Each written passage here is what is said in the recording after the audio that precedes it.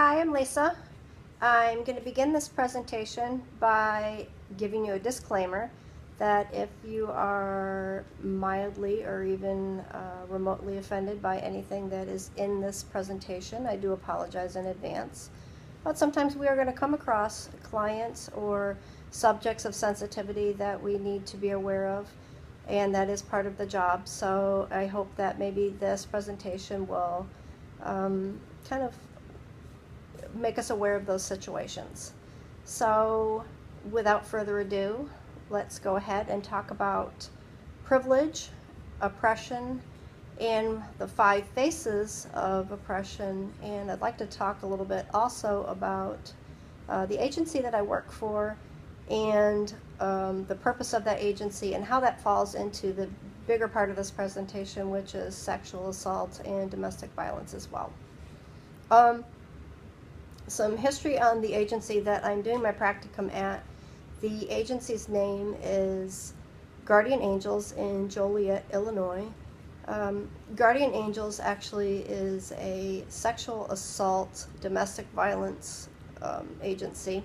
I work on the Sexual Assault Service Center side. Right now, obviously, I'm going for my BSW, so I work as a interventionist. I do preventative teaching. I will go out with my field liaison into schools and nighttime groups. Also had the pager, so if a woman is raped, I will go into the hospital on call, and if she desires to have a rape kit done, I will be at the hospital with her for that procedure. That could be anywhere from 4 to 6 hours as she goes through that procedure. Guardian Angels also has a domestic violence hotline. They have individual and group counseling for both rape victims and domestic violence victims. They have medical and legal advocacy, preventive education, like I was speaking about, and training as well. If you are wanting to take, they have a 40-hour course and an additional 25-hour course to make you so that you're able to hold an Illinois certificate to be certified for sexual abuse and domestic violence. So that's some history on Guardian Angels. Now moving forward into what I'd like to have our objectives for the presentation. Overall, I think what I'd like for you guys to take away from this, obviously history on the agency that I'm working for right now, I'd like for you to have a thorough understanding of oppression and what that is. I want you to evaluate not only the word privilege, but to really honestly look at yourself and say, evaluate what your own privilege is, because we do have privileges. So that now you might be looking and thinking, I don't have any privileges. Yeah, you do. I myself can tell you, you are looking right now at a 49-year-old white woman holding a Starbucks coffee. I'm in my own home. I own it. I have 4 children that have their education paid for them. That's privilege. So how do you define privilege now? And everybody might have their own definition. So I would start by saying that privilege is an advantage. It's an immunity. It's a special permission. So if I was to take over here and put a ladder up, you have a peg. It's a pecking order. You have one step above the next person. You have a benefit, if you will, granted to you that somebody else doesn't have. So that's what a privilege is. So on the flip side of that, then you look at, well, what is oppression? And going into social work, you need to know what oppression is and have a thorough knowledge of what oppression is. Because oppression isn't just a thing, it's a system. I have these pieces of paper, so bear with me here because this is the visual part of me. I want you to picture this bird cage over here on my little board, my little buffet here.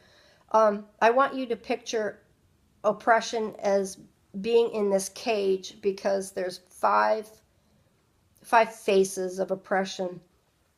So I'm going to go into the first one, oppression being like that system I was talking about, being a structured inequality, which is almost the flip of the privilege.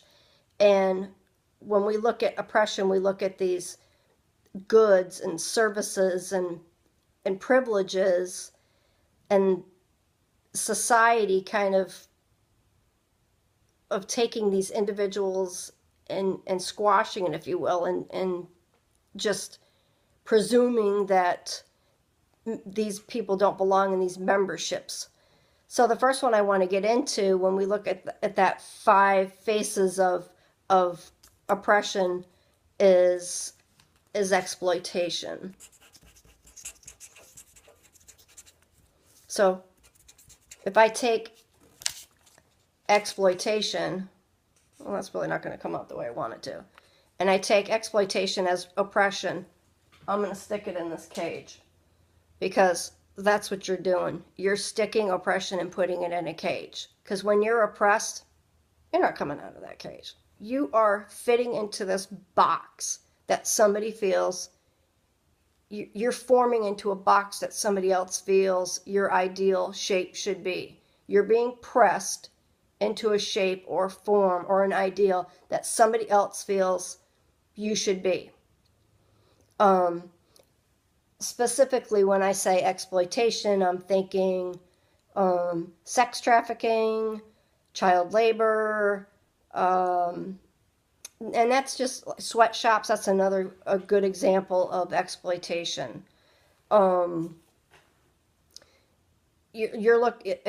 Specifically, you're looking at the act of using people for a product. You're using them to produce a profit for somebody else, but they're being oppressed. Let me get another piece of paper. Another face of oppression is powerlessness.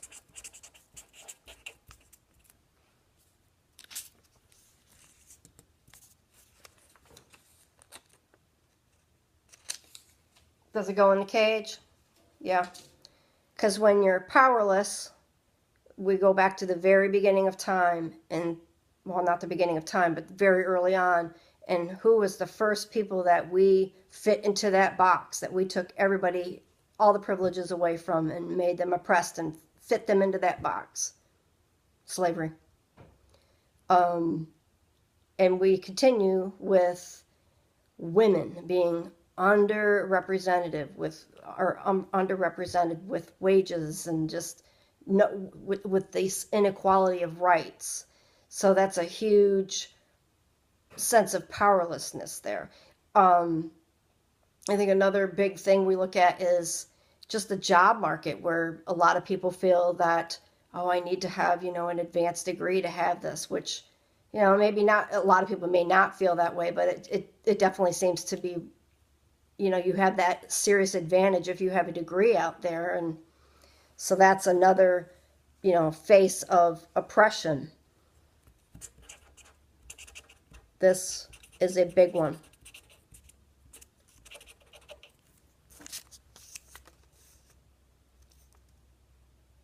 Cultural imperialism.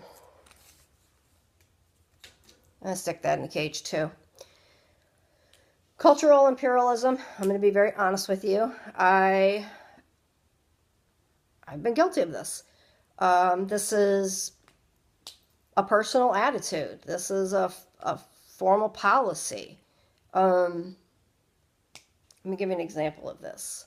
I wish I could think of the link. There is a link where there is this child that walks into a restaurant, and it's an actor. It's the point of proving a point. She is made to look dirty, appear dirty. No parents are around. Her hair is disheveled. She's wearing very tattered clothing. I don't think she has shoes on, but she walks in the restaurant and immediately she's walking towards these people that have food, obviously, and she's walking close to them, and everybody takes their beverages towards them. They scoot in, they take their purses towards them, and they've oppressed this little girl that's a child and made her out to be something that she's not. And in reality, she's an actor in this clothing, but what is she? Nothing. She's a child. But people in their minds have made her out to be what? Yeah. She's oppressed. That's that cultural imperialism.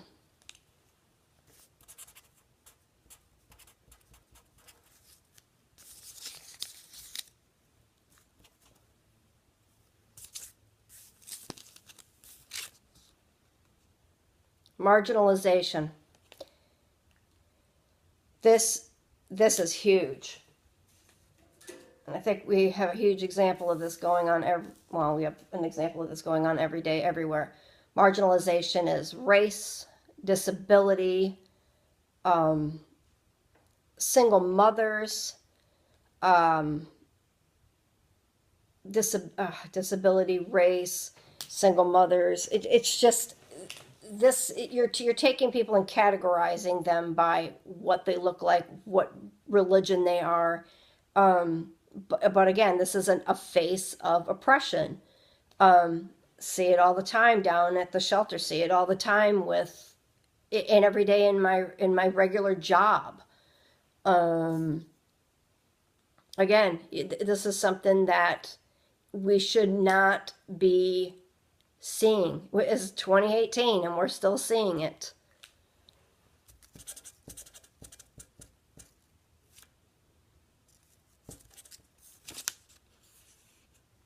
This is the one I want to hit on the most.